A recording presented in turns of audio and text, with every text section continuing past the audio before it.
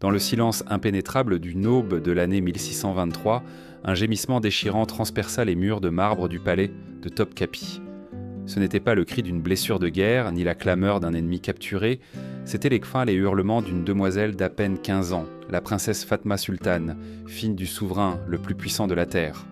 Leurs voix secouèrent les couloirs comme des lames de glace, et même les eunuques qui gardaient les prônes et tendant les portes reculèrent d'effroi, n'osant pas interrompre ce moment interdit. Ce qui se produisit cette nuit-là ne fut pas une simple disgrâce domestique, mais la révélation du prix caché que toute fille de sultan devait payer. Un prix gravé dans la chair et l'âme, et que l'histoire officielle s'efforça de réduire au silence pendant 600 ans. Ces cris ne naquirent pas de blessures physiques, mais d'un rituel secret qui brisait l'esprit avant de briser le corps, condamnant les princesses à une existence d'ombre avant d'atteindre l'âge de femme. Pendant plus de 6 siècles, l'Empire ottoman maintint un protocole de préparation matrimoniale si sinistre que même les ennemis les plus féroces du trône n'auraient pas soigné un tel sort à leur propre fille. Ce fut un système soigneusement effacé des chroniques, dissimulé derrière des tapisseries et des murs dorés, et seulement redécouvert des siècles plus tard grâce à des documents trouvés dans les archives secrètes d'Istanbul en 2019. Des millions d'âmes dans le monde, des paysannes aux dames de cour, rêvèrent de la fortune de vivre comme des princesses ottomanes, entourées de soie, de bijoux et d'obéissance. Mais derrière ces murs resplendissants n'habitait pas le luxe, mais un cauchemar si raffiné qu'il poussait beaucoup de ces jeunes femmes à désirer la mort plutôt que le lit conjugal. Et maintenant, dans ce récit, vous comme moi serez témoins de la vérité cachée qui est restée sous clé pendant 6 siècles. Préparez-vous, car ce que vous allez découvrir n'est pas un conte de fées, mais un récit d'horreur soigneusement déguisé en cérémonie impériale. Avant de poursuivre, je vous demande une chose. Si cette histoire vous a déjà fait frissonner le cœur, marquez d'un geste votre intérêt, abonnez-vous et laissez en commentaire le nom de la reine ou princesse dont vous souhaitez que nous révélions le sombre destin dans les prochains jours. Que ce soit Marie-Antoinette, Cléopâtre ou Anne Boleyn, votre voix choisira le prochain secret que le temps a tenté d'ensevelir. Maintenant, accompagnez-moi et découvrez pourquoi tant de princesses ottomanes, nées dans des palais d'or, préféraient l'étreinte froide de la tombe au destin de leur mariage. L'Empire ottoman, vaste comme un océan sans rive, étendit son ombre pendant plus de 6 siècles, de l'an 1299 à 1922. Ce fut un empire qui dompta 3 continents, où le rugissement de ses armées résonnait des murailles de Vienne au sable brûlant du Yémen. Après la chute de Constantinople en 453, cette ville se transforma en le cœur palpitant du pouvoir ottoman, rebaptisé Istanbul, et le palais de Topkapi s'érigea comme son joyau le plus resplendissant. Là, entre murs dorés et patios parfumés, se décidèrent les destins des royaumes et des âmes. Dans ces chambres secrètes, cachées derrière des jalousies et des couloirs infinis, le harem impérial devenait un monde parallèle, où vivaient plus de 800 femmes pendant les périodes de plus grande splendeur. C'était un univers clos, tissé de fils de soie et de pouvoir, où chaque respiration était surveillée et chaque geste pouvait signifier ascension ou condamnation. Dès 1530, lorsque Soliman le Magnifique conféra le titre de Haseki Sultan à son épouse Hurrem, le harem ne fut pas seulement un espace de plaisir, mais une scène d'intrigue, d'alliances et de guerres féminines silencieuses. Les concubines, majoritairement des esclaves chrétiennes, capturées dans des terres lointaines d'Europe ou achetées sur les marchés d'Afrique du Nord, arrivant au sérail avec l'espoir d'une ascension. Leurs journées étaient remplies de musique, de broderie, de poésie et de rites d'obéissance, avec l'illusion d'attirer le regard du sultan et d'échanger leur esclavage contre le pouvoir. Paradoxalement, ces jeunes femmes, arrachées à leur foyer, avaient, à bien des égards, plus d'options de liberté que les filles et hommes nées au sommet même de l'Empire. Le soi-disant sultanat des femmes, entre 1933 et 1956, montra avec force l'empreinte féminine dans les destins de la dynastie. Des femmes comme Kösem Sultan ou Turanatit Sultan parvinrent à tenir les rênes de la politique, guidant les conseils, décidant des guerres et écrivant d'une main ferme des chapitres de l'histoire ottomane. Cependant, pendant qu'elles montèrent en puissance, les princesses de sang royal restaient piégées dans un labyrinthe plus sombre. Elles étaient des pièces d'un échiquier diplomatique, des monnaies humaines qui scellaient en des pactes, réfréner des rébellions ou assurer qu'on la loyauté de puissants pachas. C'est dans ce contexte que naquit la princesse Fatma Sultan, en l'an 1606, fruit de l'union entre le sultan Ahmed Ier et la redoutable Kösem, cette femme capable de gouverner dans l'ombre comme si elle était empereur. Fatma grandit entre jardins parfumés et leçons d'astronomie, entre manuscrits arabes et persans, entre érudits qui louaient son intelligence et chroniqueurs qui admiraient sa beauté. Mais ni son savoir, ni son talent, ni la protection de sa mère ne pouvaient la soustraire à un destin écrit depuis le berceau, être donné en mariage comme garantie de pouvoir et d'obéissance. L'élu pour une telle union fut Damat Kara Mustafa Pacha, un commandant aguerri au combat, de 20 ans son aîné, dont la loyauté envers le trône s'était forgée lors de campagnes contre la Perse. Il n'y avait ni amour, ni choix, ni même compassion, seulement la logique froide de la politique impériale. Pour lui, le lien était une ascension vers plus de pouvoir. Pour elle, le début d'une tragédie. Dès ses premières années, Fatma Sultan avait été une enfant exceptionnelle.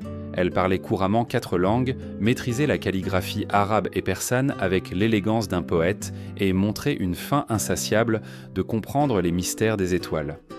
Les érudits du palais la considéraient comme un prodige capable de débattre avec des sages en matière d'histoire, de droit et de géographie. Cette intelligence, cependant, allait bientôt se révéler un trésor inutile face au destin qui l'attendait en silence derrière les murs du sérail. Sa vie ne lui appartenait pas. Dès le moment de sa naissance, son avenir avait été écrit sur des parchemins invisibles. Elle serait donnée en mariage pour sceller des alliances, sans égard pour sa volonté. Et ainsi, la décision revint à Kara Mustafa Pacha, un commandant de guerre endurci par les campagnes contre la Perse, de 20 ans son aîné. L'union ne se forgeait pas dans le feu de l'affection, mais dans le froid calcul du pouvoir. Il cherchait l'ascension et la consolidation. Elle, à peine une adolescente, se voyait transformée en pièce sacrificielle sur l'échiquier impérial. 3 mois avant le mariage, commença le redouté processus de préparation connu sous le nom de Terbil et Mubarek, l'éducation sacrée. Ce rituel, réservé uniquement aux princesses, n'avait pas de parallèle dans aucune autre culture de l'époque. C'était le produit raffiné de siècles de pratiques de contrôle psychologique, conçues pour briser l'orgueil de la lignée royale et la transformer en une obéissance sans faille. La responsable de l'entraînement était Gulnar Hatun, une femme de 60 hivers, chef du harem et témoin de la préparation de plus d'une douzaine de princesses. Sous sa surveillance rigoureuse, Fatma fut conduite à la Gelin Odassou, la chambre de la mariée, une enceinte ornée de tapis persans et de panneaux d'ébène, où chaque détail évoquait la soumission et le destin. Là, du lever du soleil à midi, elle était obligée de pratiquer des rituels de révérence. Elle devait maîtriser 18 formes distinctes d'inclinaison. Des postures se conçues pour saluer, pour servir, pour se coucher et pour se préparer en silence à l'arrivée de son époux. La démarche elle-même devenait une discipline. Fatma apprenait le yurush et le sechi, des pas mesurés avec précision, la tête inclinée à un angle de 30 degrés, les mains contrôlées pour pour ne jamais s'élever au-dessus du cœur. Chaque mouvement annulait son ancienne dignité princière et la modelait en une figure docile, soumise. La parole, cependant, était le tourment le plus cruel. Son vocabulaire fut réduit à peine 43 mots autorisés. Des expressions de gratitude, d'acceptation, de supplication humble ou d'excuse. Toute déviation, toute tentative d'exprimer une pensée libre était punie par des jeûnes forcés, l'enfermement dans des cellules de réflexion ou des humiliations publiques. La princesse devait être examinée devant un tribunal de femmes et d'eunuques, présidé par Kösem elle-même, qui jugeait par son obéissance comme si c'était de la monnaie sur un marché. Et il restait l'aspect le plus perturbant. Les répétitions de la première nuit, appelées Talim et Gerdek. Dans des chambres souterraines du palais, on érigeait des répliques exactes de chambres nuptiales où la princesse devait affronter des mannequins de cire, des figures anatomiques commandées à des artisans vénitiens. Là, sous le regard d'instructrices sévères, Fatma était forcée de répéter des gestes et des actes qu'aucune jeune femme de son âge ne devrait connaître. Chaque réaction était notée dans des registres codifiés. Sa peur, ses larmes, sa résistance. Et chaque signe de rejet la condamnait à plus de séances, plus de douleurs, plus de conditionnement. Ainsi, peu à peu, la jeune femme, qui avait aimé les cieux étoilés, se transforma en un corps docile, un esprit domestiqué, prisonnière d'un rituel qui la dépouillait de son identité. La princesse Fatma n'était plus fille d'empereur, mais apprentie de la soumission. Le processus de dressage ne s'arrêtait pas aux postures, à la marche ou au silence imposé. Fatma Sultan fut soumise à un ensemble d'épreuves visant à plier non seulement son corps, mais aussi son esprit. Tout geste de résistance, un regard hautain, un soupir déplacé était sévèrement puni.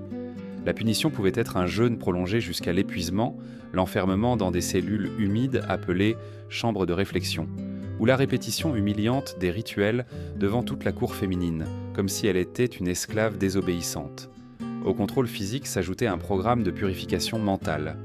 Fatma devait mémoriser des dizaines de vers, extraits de traités ottomans et persans sur l'obéissance conjugale, récités à voix haute devant les concubines et les eunuques qui agissaient comme juges. Des textes du Naziat al-Muluk d'Al-Ghazali et des fragments de l'Akhlaq-i Mohsini lui étaient imposés, avec des mots qui exaltaient entre la soumission, le sacrifice et l'obéissance maritale comme vertu suprême. La jeune princesse, qui auparavant récitait des poèmes d'amour et d'astronomie, répétait désormais d'une voix éteinte des vers qui annulaient en sa volonté. La prière se transforma en une autre chaîne invisible. 5 fois par jour, à des moments strictement marqués, Fatma devait réciter des prières spéciales créées par les oulémas de l'Empire.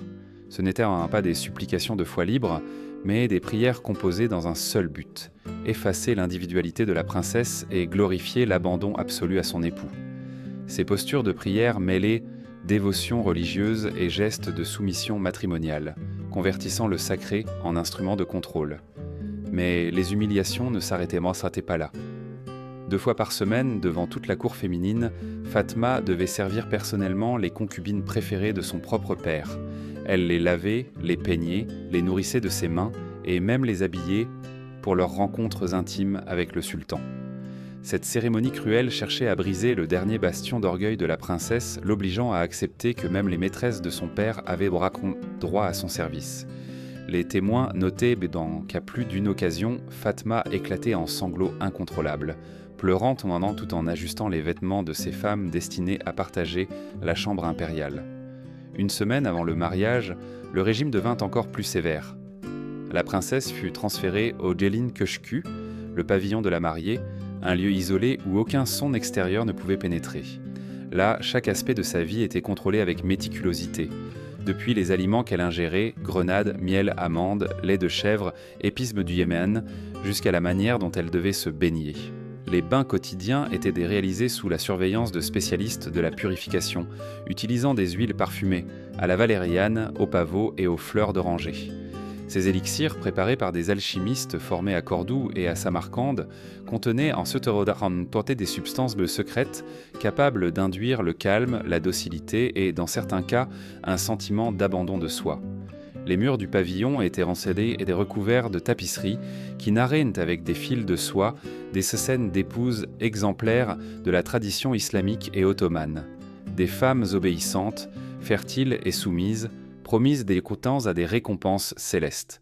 Et si la suggestion visuelle ne suffisait pas, des miroirs vénitiens stratégiquement disposés obligeaient Fatma à s'observer constamment pendant ses exercices, comme si elle était surveillée par ses propres yeux. Cette pratique, connue sous le nom de muraqaba, était à l'origine un exercice mystique soufi, mais ici elle devint une arme psychologique pour forcer la princesse à se surveiller elle-même, jusqu'à ses pensées les plus intimes. Dans cet enfermement, Fatma commença à comprendre qu'elle n'était plus maîtresse de sa vie. Son corps, sa voix et même ses pensées avaient été modelés en outils d'obéissance. La préparation avait atteint son but. Non seulement domestiquer la princesse, mais aussi effacer la jeune femme curieuse et intelligente qui avait rêvé du firmament. Le jour désigné arriva le 15 mars 1623. Dès l'aube, Istanbul vibrait comme un cœur débordant. Les ruins se remplirent de processions, de musique et d'encens, tandis que dans les salons de Topkapi, des banquets s'étaient servis sur des vaisselles d'or. Il y eut des dents venues de Perse et d'Andalousie, des chants des meilleurs musiciens de l'Empire et des compétitions entre janissaires montrant leur dextérité devant les yeux du sultan. La splendeur était telle que, pour le peuple, cela semblait un hommage aux cieux. Mais pour la jeune princesse, c'était le prélude à une condamnation. Les chroniqueurs rapportent en entendant que tandis que les invités célébraient entre rires et vins, Fatma restait silencieuse, dans les lèvres sèches et le regard perdu.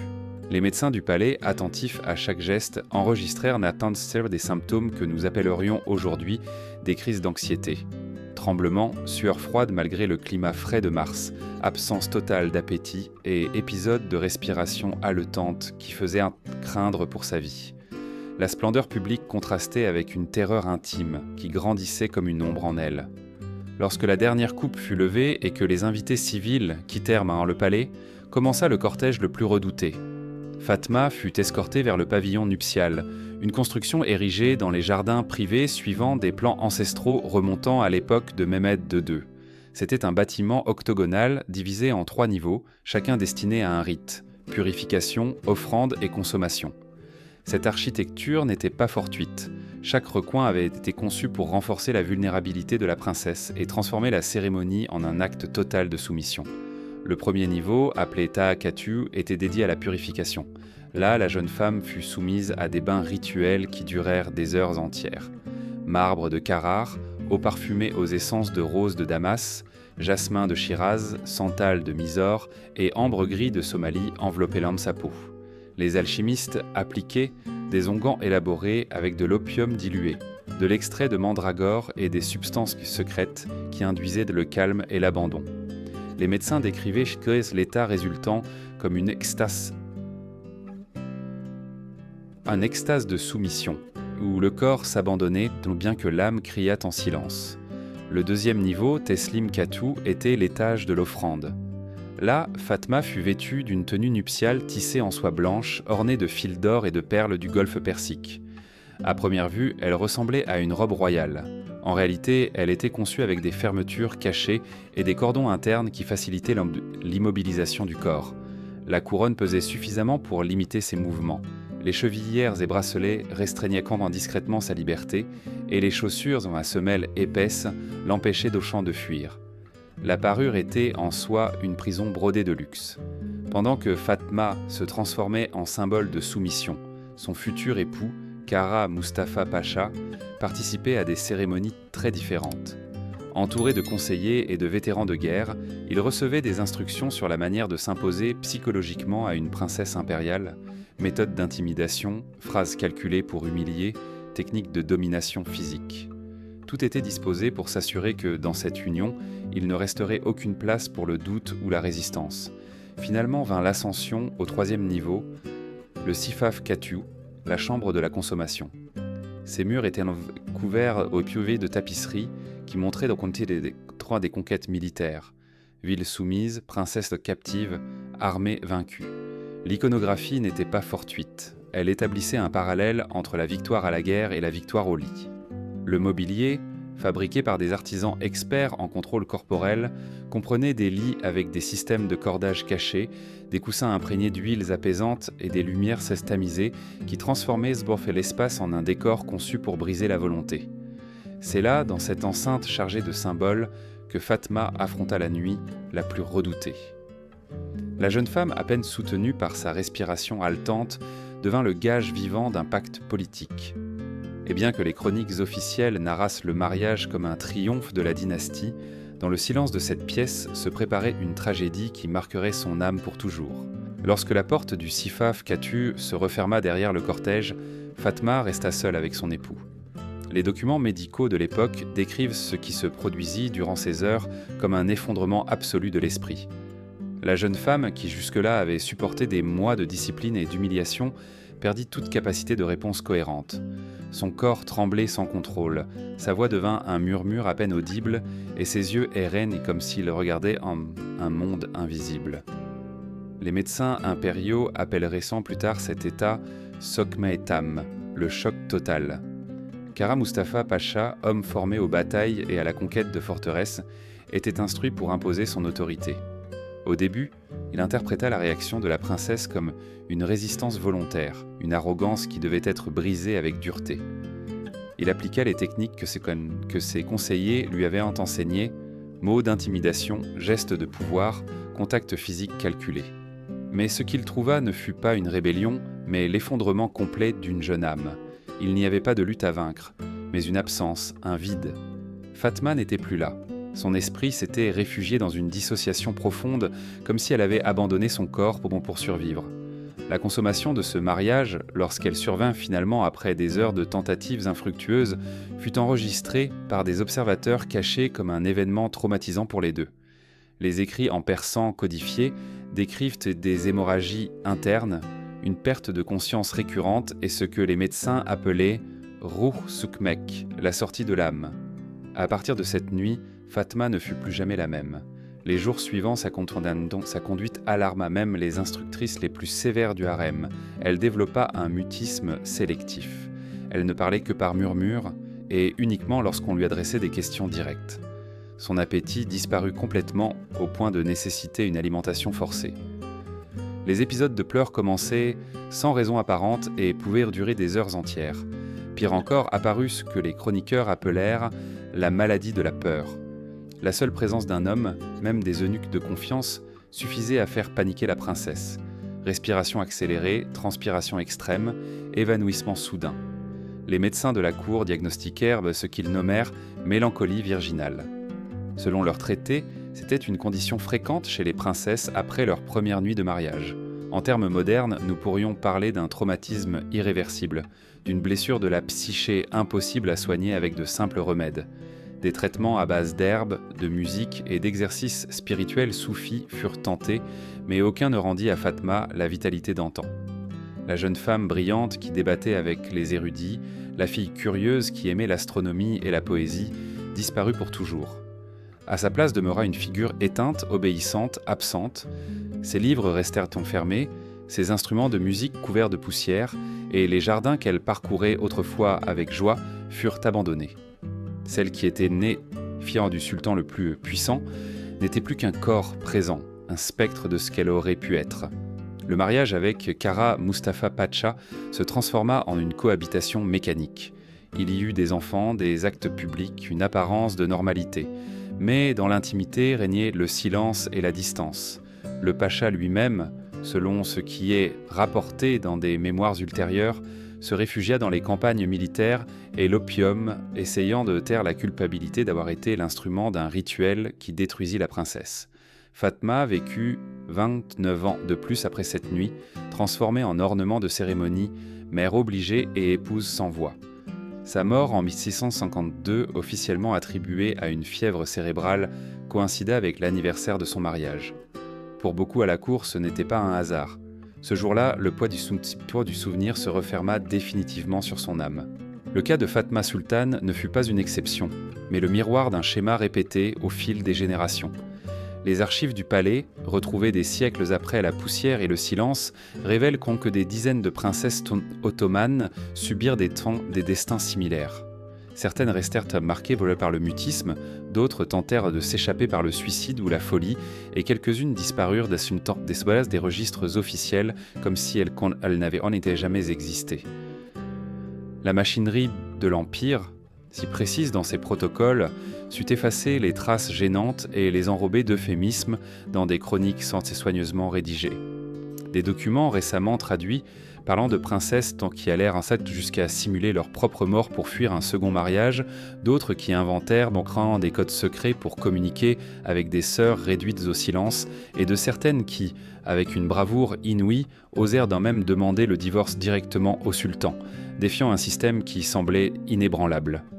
Ces histoires, enfouies pendant des siècles dans des sous-sols et des archives interdites, nous montrent que, même dans l'obscurité la plus dense, il y eut toujours des éclairs de résistance féminine.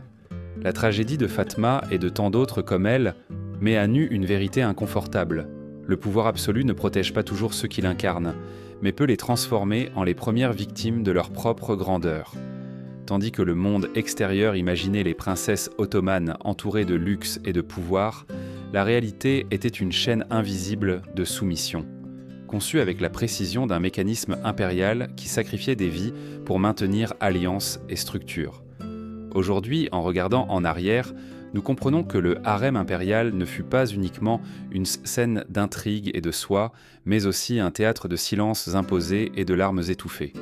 Ce qui nous fut raconté comme des contes de princesses était en vérité une construction politique qui dévorait les propres filles du sultan. Et alors surgit la question inévitable. Combien d'autres secrets demeurent encore cachés dans les archives des anciens palais, attendant d'être découverts? Quels rituels sombres cachèrent les cours européennes, russes ou chinoises? Quel fut le véritable prix payé par les femmes destinées à soutenir la grandeur de leur dynastie? Si l'histoire de Fatma vous a fait frissonner, et n'hésitez pas à nous accompagner dans les prochaines révélations. Abonnez-vous, partagez ce récit avec ceux qui méritent de connaître la vérité derrière les contes de fées, et laissez en commentaire le nom de la reine ou princesse dont vous souhaitez que le destin soit dévoilé. Ce sera peut-être une tsarine russe crainte par sa propre mère, une impératrice chinoise soumise à des rituels macabres, ou une fille de roi européen livrée en gage d'alliance. Car ce n'est qu'en connaissant ces vérités cachées que nous pourrons ôter son déguisement à l'histoire et écouter enfin les voix étouffées, les voix de celles qui furent sacrifiées au nom du pouvoir.